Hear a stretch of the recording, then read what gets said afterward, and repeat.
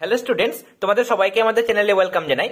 আজকে আমরা ক্লাস 8 এর প্রশ্নবিচিত্রা থেকে পরিবেশ বিজ্ঞানের দেখো 6 number school Chetla boys high school থেকে যে কোশ্চেন পেপারটা দেওয়া হয়েছে, এই স্কুলের আমরা সমস্ত কোশ্চেনের আনসার গুলো পরপর দেখে নেব।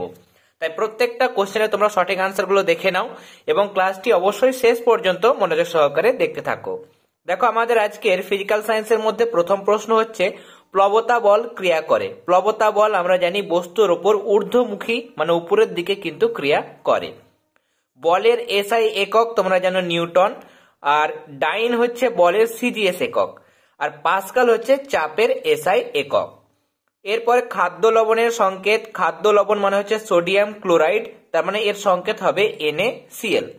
এরপরে নিস্তড়িত কণা, পরমাণুর মধ্যে প্রোটন আমরা জানি ধনাত্মক মানে প্লাস, ইলেকট্রন হচ্ছে ঋণাত্মক কণা, আর নিউট্রনের কোনো আধার নেই মানে এটা হচ্ছে নিস্তড়িত, তার মানে অপশন বি। পরের পাতায় চলে যাব। দেখো এখানে আমাদের 2 দাগের প্রথম প্রশ্ন, এই যে নাইট্রোজেনের যে পরমাণুটা দেওয়া হয়েছে এই মৌলটির ভর সংখ্যা কত?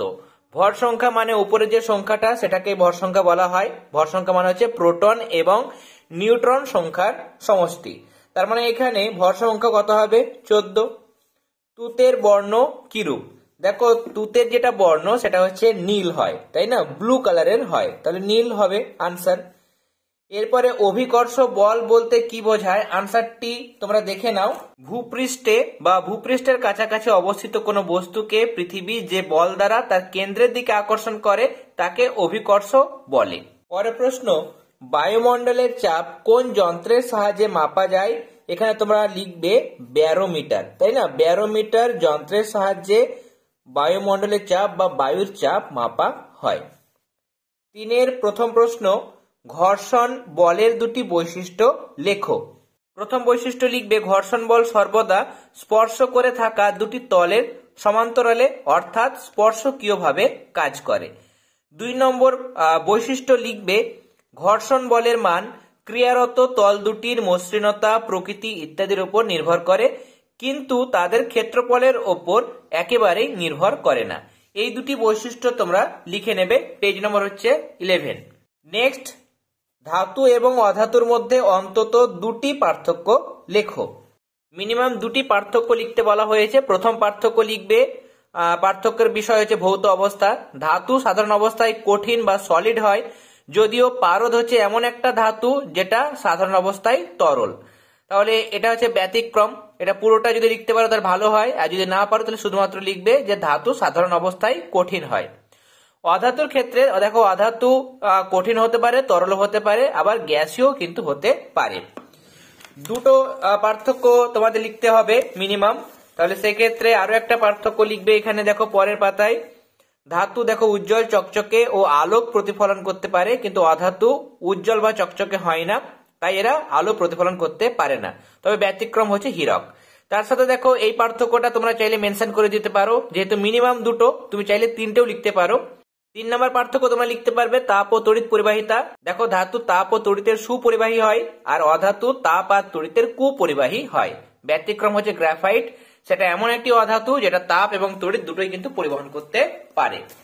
এরপরে লাইফ সায়েন্সের পোর্শনটা আমরা দেখে নেব। প্রথম প্রশ্ন দেখো, দেহের বর্জ্যকে মূত্রের মাধ্যমে দেহ থেকে বের করে দিতে সাহায্য করে যে অঙ্গটি সেটি হলো কিডনি বা বৃক্ক। নেক্সট কোয়েশ্চেন, গলগি বস্তু সৃষ্টি হয় যে অঙ্গাণু থেকে? এটা ভীষণ ইম্পর্টেন্ট কোয়েশ্চেন, বারবার রিপিট হচ্ছে। এটা হচ্ছে দেখো এন্ডোপ্লাজমিক রেটিকিউলাম বা এন্ডোপ্লাজমীয় জালিকা। প্রোটিন সংশ্লেষে অংশ নেয়, আনসার হবে রাইবোজোম। সবগুলো দেখো অপশন এ। এরপরে 2-1, রক্তের কোন কোষীয় উপাদানটি জীবাণু ধ্বংস করতে সাহায্য করে? তোমরা এখানে লিখবে শ্বেত রক্তকণিকা। কেমন আমি দেখিয়ে দেব। চোখের রেটিনায় অবস্থিত শঙ্কু আকৃতির কোষের কাজ কি? লিখবে উজ্জ্বল আলোয় বর্ণ দর্শনে সাহায্য করে। 3 দাগের কোশ্চেন গুলোতে চলে যাব। প্রথম প্রশ্ন, ভাজক কলার 2টি কাজ লেখো। টেক্সট বুকের মধ্যে পেজ নম্বর হচ্ছে 180। প্রথম কাজ লিখবে যে ভাজক কলার কাজ হলো নতুন অঙ্গ সৃষ্টি করা। 2 নম্বর কাজ লিখবে মূল ও কাণ্ডের দৈর্ঘ্য বৃদ্ধি করা হলো ভাজক কলার অপর একটি কাজ। নেক্সট, অ্যান্টিফ্রিজ প্রোটিন কোথায় থাকে, এর কাজ কি? এটাও তোমরা টেক্সট বুকের মধ্যে পেয়ে যাবে এটার পেজ নাম্বার হচ্ছে দেখো 190। অ্যান্টিফ্রিজ প্রোটিন খুব শুকনো ও ঠান্ডা পরিবেশে বসবাসকারী প্রাণীদের কোষে দেখতে পাওয়া যায়। এর কাজ কি লিখবে? অ্যান্টিফ্রিজ প্রোটিন থাকায় তা ওই সমস্ত প্রাণীদের কোষীয় তরলকে বা কোষীয় তরল থেকে বরফের কেলাস তৈরিতে বাধা দেয়। এর ফলে ওই পরিবেশে ওই সমস্ত প্রাণীরা সহজে বেঁচে থাকতে পারে। তাহলে আজকে আমরা প্রশ্নবিচিত্রা থেকে 6 নম্বর স্কুলের সমস্ত কোশ্চেনের আনসার গুলো প্রোভাইড করলাম। আজকের ক্লাস তোমাদের কেমন লাগলো সেটা কিন্তু অবশ্যই তোমরা কমেন্ট সেকশনে কমেন্ট করে জানাবে।